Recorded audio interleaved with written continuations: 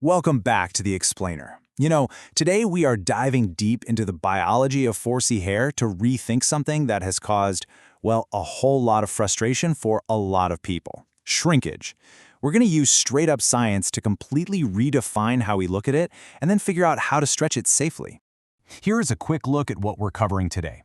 We'll tackle the length perception myth, unpack the actual science of shrinkage, look at a really cool spring analogy, discuss the real dangers of overstretching, and finally, move into healthy stretching methods and embracing that natural structure. So, let's just get right into it.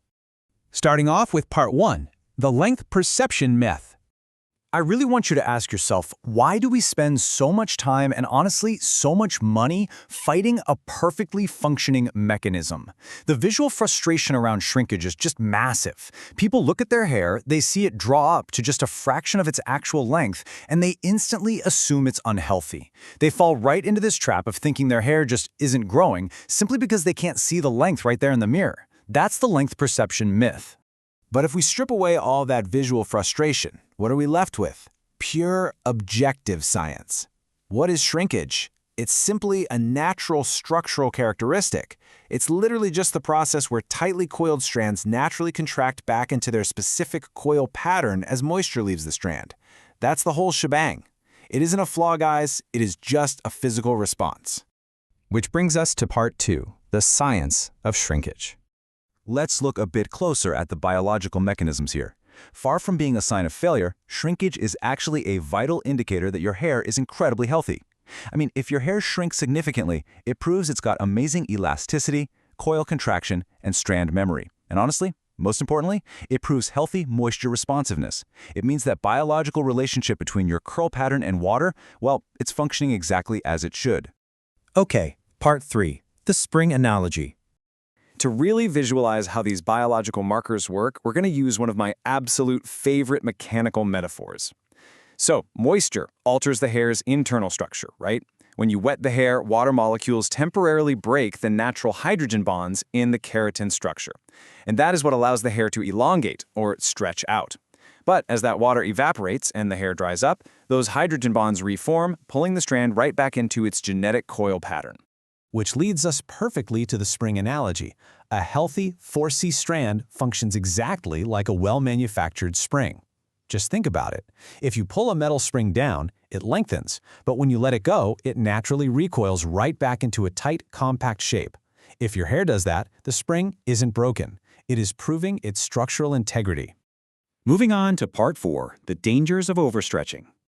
So what actually happens when we refuse to let that natural spring recoil, when we try to force it into a constantly elongated state? Let's trace the cause and effect here. Naturally, water evaporation leads to healthy recoil and intact hydrogen bonds. That is just nature working. But fighting shrinkage with excessive heat application, that physically degrades and denatures the keratin proteins. And applying repetitive heavy tension, like, tight braids or heavy extensions to force the hair straight, that causes mechanical fatigue and eventually total breakage. A tightly coiled strand naturally contains dozens of bends, twists, and curves, and every single one of those microscopic curves is a natural point of mechanical vulnerability. So when you're constantly stretching the hair, using heavy tension or repetitive heat training, you are actively destroying your strand's elasticity at those weak points. You're permanently denaturing the protein bonds. Basically, you're turning a healthy, recoiling spring into a damaged, limp wire, and nobody wants that. All right, part 5, healthy stretching methods. Now for the good news. We absolutely can achieve elongation without causing structural trauma. By contrasting the structural damage of heat against safe, heatless elongation, we can finally stop fighting the strand's architecture. Instead of those traditional, damaging methods like heat training and excessive tension, we can look to the biological solution: healthy stretching through heatless elongation and moisture balance. This is exactly how you work with the hydrogen bonds instead of destroying the keratin. So here is your new playbook. If you want to see length safely, follow these steps. First, hydrate the hair. This safely alters those hydrogen bonds, making the hair pliable. Next up, use low-tension manipulation methods. We're talking twist-outs, braid-outs, or banding. And finally, just allow the hair to set completely heat-free as the water evaporates. This gently manipulates the hydrogen bonds while the hair dries, which gives you that length you're looking for, but without the mechanical fatigue. And finally, part 6, embracing natural structure. We've gone from the molecular science of hydrogen bonds all the way down to practical styling. So let's lock in our new paradigm. Here is the ultimate central takeaway from today's explainer. Shrinkage is a natural, structural characteristic of tightly coiled hair. Your hair is not biologically defective, it's not weak, and it is certainly not incapable of growth. It is beautifully and naturally functioning exactly the way it was designed to. I really want to leave you with this foundational message.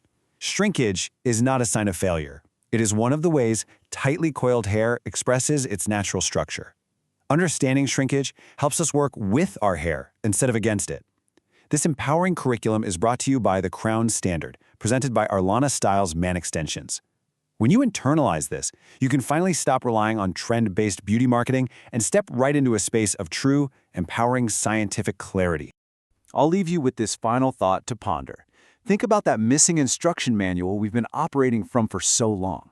If our entire culture of personal care around tightly coiled hair was built on visual beauty trends trying to force a standard instead of looking at actual biology, what else might we be getting wrong? How many other perfectly functioning parts of ourselves are we trying to fix simply because we don't understand how they were built to function in the first place? Thanks so much for joining me for this explainer, and I will see you in the next deep dive.